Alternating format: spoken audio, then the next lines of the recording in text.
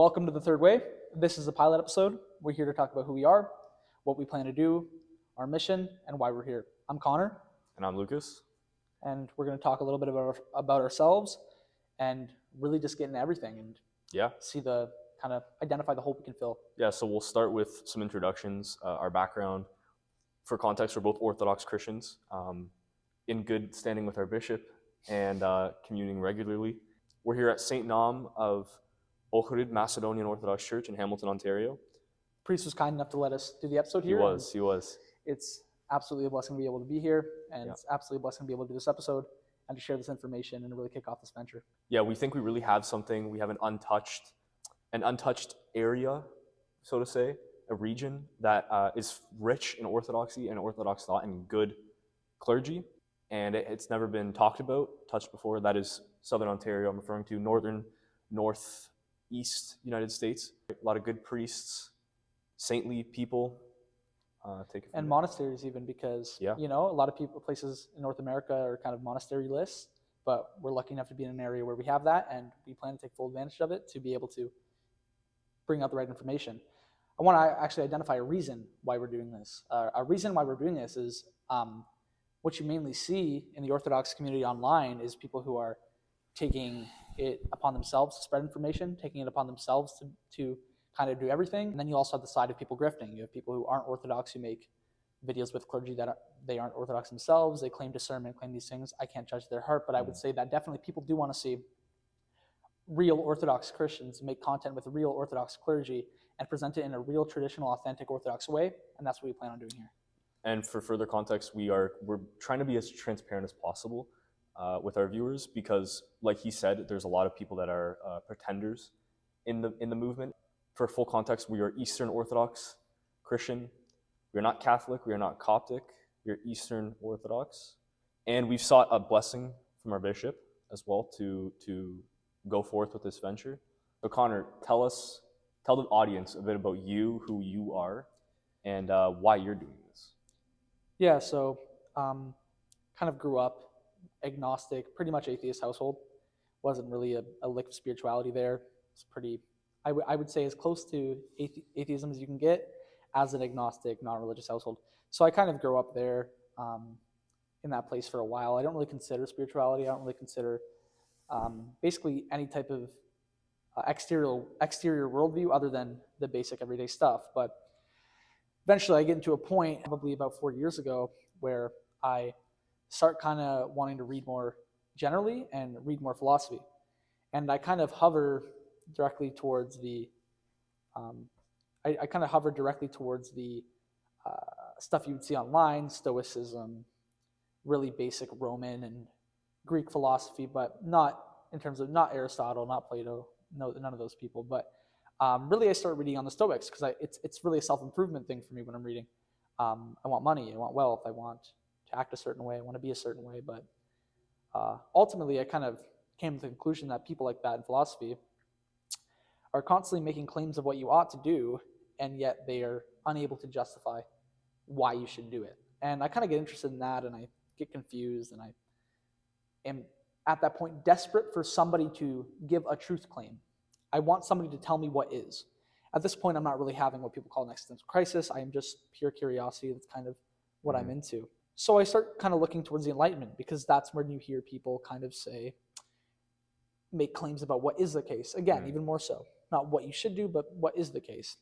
And when I went in there, I kind of found unjustified claims in all the Enlightenment philosophers and all the Western philosophers. And I kind of did partly realize you see this gap where it's the pre-Socratic philosophers and then it shoots right to the Enlightenment. There's a good 1,000 years there, which are uncovered, and you don't hear people speak about much, not in a philosophy class, nothing like that. So, I found that interesting. And even when I'm reading Enlightenment philosophy, it seemed confusing. Maybe I'm dumb, maybe I can't understand it, but generally I kind of came to the same conclusion that nobody's actually justifying their truth claims. They're just saying stuff.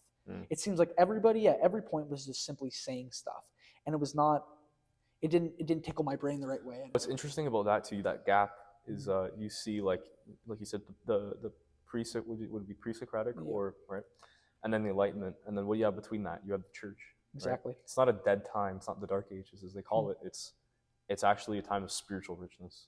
Yeah, I mean, I think it's revisionist history for atheists every day to go back and say it's the Dark Ages. Nobody was Right. thinking. Well, I think Yeah. a lot of people were thinking they just didn't like the outcome of the thought and Mhm. what was actually justified. But anyways, I look into that and I say, you know what? I'm really sick of this. What is what are some worldviews and belief systems that claim absolute truth? They Mhm. absolutely claim absolute truth, that they are the coding which the universe is founded upon. And really it's just the religious systems. Mhm. It's all the religious systems. So firstly, I kind of hover towards Eastern religions, far Eastern religions, not Orthodoxy, because again, when I first started reading philosophy, I was reading a lot of like basic Chinese and Japanese philosophers. So I'm like, oh, I'm going to look into Buddhism. And I look into Buddhism, and I kind of realize even Buddhism itself is kind of just a philosophy. With Hinduism, it was kind of far from myself, but Mm.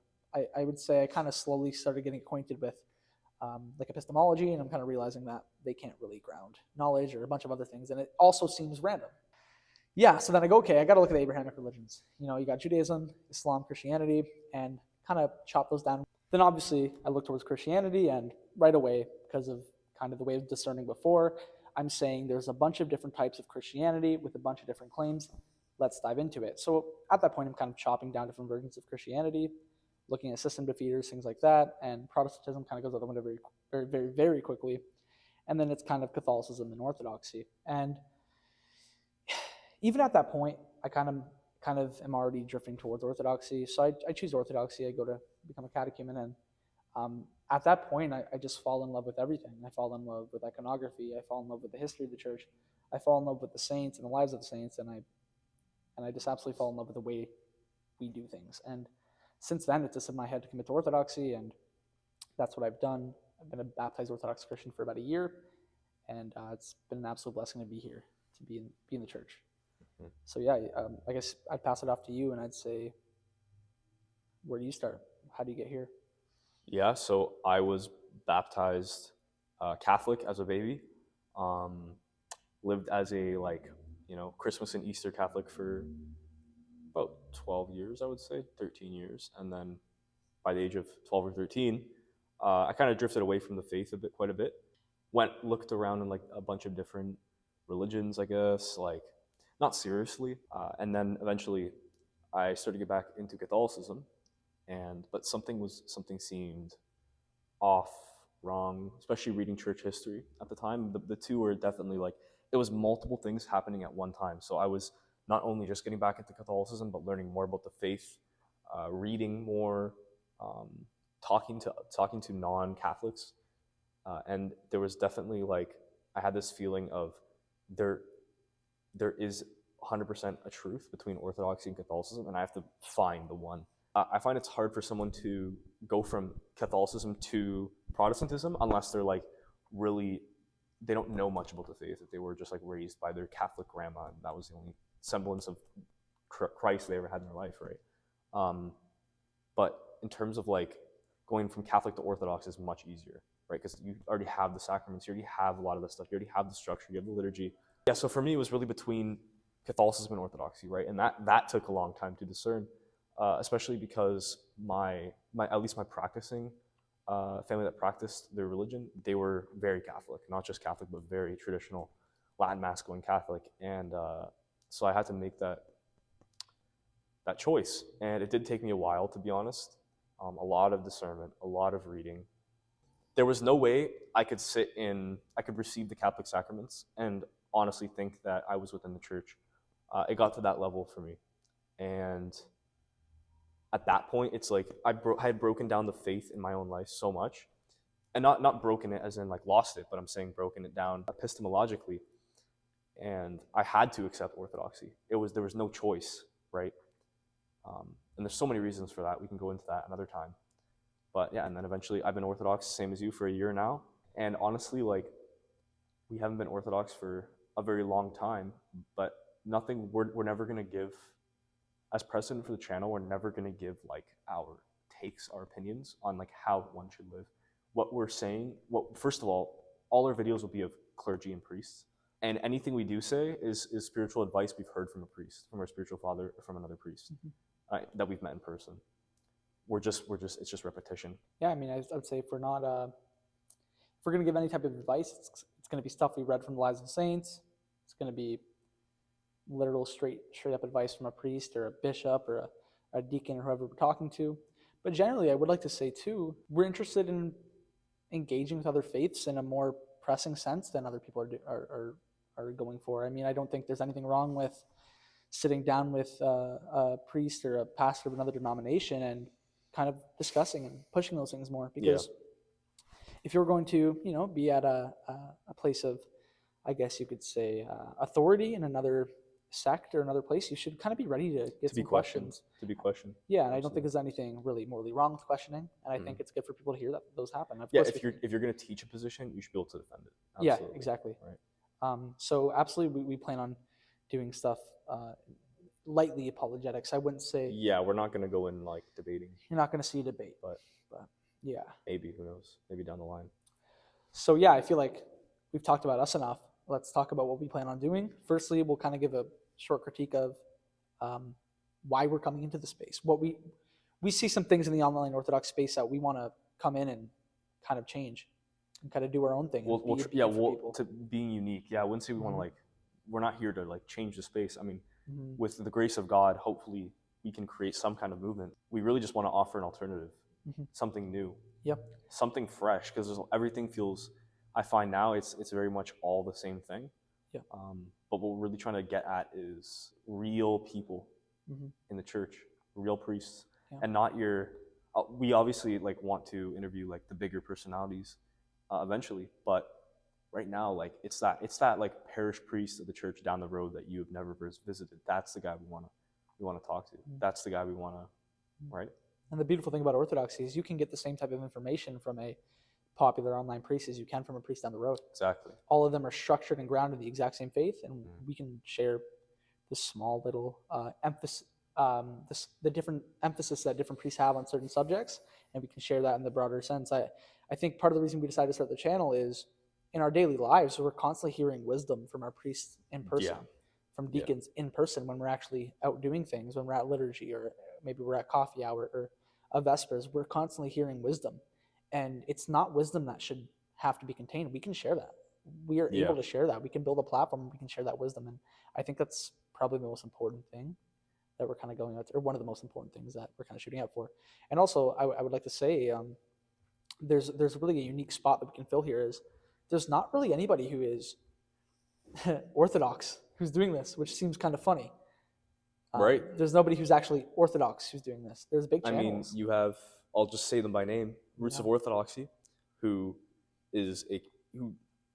masqueraded as an Orthodox Christian for, I don't know, 2 years, was it, or a year? And he made great content for sure, and honestly, it was very instructional and helped me really get into the faith more. But it's that mask that you put on, and you're not transparent, you're not forward with your audience. And then recently you come out and start bashing Orthodox Christians online, and that's where you pretend to be us, and then you bash us and ridicule us. And it's like, okay, where's the line? Like, what are we supposed to do in response to that, right? So, and you have other people, catechumens, inquirers that come in and speak dogmatically. They're telling you their opinion like it's dogma, right? And then making you pay for it. So. And we're talking about someone specific, but I don't know if we want to name names. But it's literally the opposite of what how Orthodox content should be shared. I mean, it's pretty much like if you hear anybody talk about Orthodoxy, it's that you're either in the church or outside the church. Yeah. You know what I mean? And inside the church is the place where. And in all honesty, Orthodoxy is a lived faith, and if you're not in the church, you're not living the faith. That's just a sad reality of it, right? Because how can you sit there and tell Orthodox Christians how to be Orthodox when you're not even receiving the Eucharist on Sunday? Yeah. When you haven't been baptized. Yeah. Right? I also think we definitely have a place to shine in terms of authenticity. I don't think you have people doing personality-based things that are representing positions that already exist, that already are the idea. People kind of have to settle on either I'm not going to be personality-based and I'm going to just completely which is totally cool, just say what the saints are saying, which is amazing. But I think there's also a lot of people who crave a personality in that. That doesn't really exist in the Orthodox online world. And especially us personally, again, we live in a great place. We plan on doing monastery vlogs. We're going to go talk to some hermits, and I think think it's totally okay to show our personality through those things. I mean, generally we suck, but I think people would like to see us. Yeah. Some people. I just think, yeah, adding personality into it adds a sense of relatability into the content. People that are in the space, they have a hard time deciding whether they want to be personality based or whether they want to be like a general. What was the word you used? A kind of just pushing what the Saints have already said, which is great. Right, which is great. For us, I think we're coming out right away saying we are ourselves, like we are still Connor and Lucas, and we want to bring the faith to you from the priest. We are not the object of the videos, but we're still like people behind the camera. Yeah. We're still guys. We are just Orthodox people. So ultimately, that was our short little discussion about who we are, what we plan to do. Let's get to it.